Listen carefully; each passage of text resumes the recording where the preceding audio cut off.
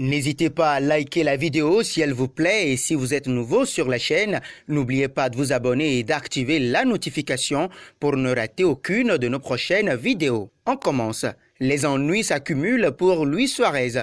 Proche de signer à la Juventus ces dernières semaines, le joueur de 33 ans ne rejoindra pas le champion d'Italie à l'occasion de ce mercato. Puis, l'international uruguayen se trouve même au cœur d'un gros scandale dans les Alpes en raison de son examen en italien pour l'obtention de la nationalité passé et réussi la semaine dernière.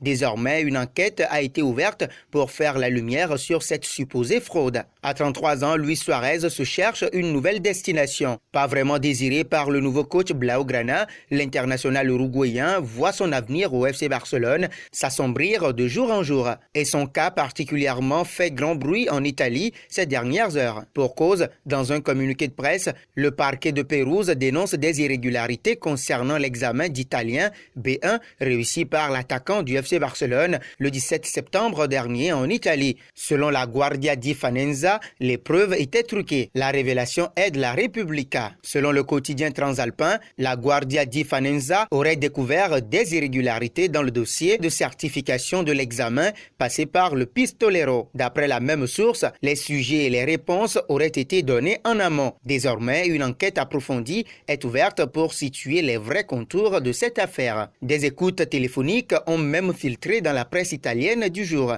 Il ne sait même pas conjuguer les verbes, il ne parle qu'à l'infinitif. Mais avec 10 millions d'euros de salaire, on ne peut pas le faire sauter simplement car il n'a pas le niveau B1, aurait notamment lancé un examinateur. L'affaire qui a fait un tollé en Italie devrait logiquement engendrer l'annulation du dit test. Cependant, elle n'aura que très peu de conséquences pour l'avenir de Luis Suarez, car quoi qu'il en soit, la Juventus a clos le dossier faute de temps pour boucler l'opération dans les délais du mercato. Suarez n'était pas proche de la Juventus parce que, quand l'opportunité s'est présentée, nous avons eu des informations selon lesquelles le thème du passeport n'était pas un petit obstacle. Ce n'était pas possible en termes de timing, donc nous avons dû renoncer au joueur, avait indiqué, pour rappel, le directeur sportif Paratici. Son alternative était d'ailleurs tout trouvée puisqu'il s'agit d'Alvaro Morata, passé notamment par le club entre 2014 et 2016 dans le cadre d'un prêt. Pour Suarez, les options se réduisent car non seulement la Juve a abandonné la piste,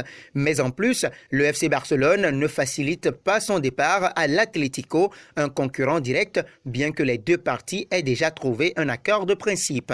Que vous inspirent ces révélations? L'image de la Juve risque-t-elle d'en prendre un coup? N'hésitez pas à réagir dans les commentaires.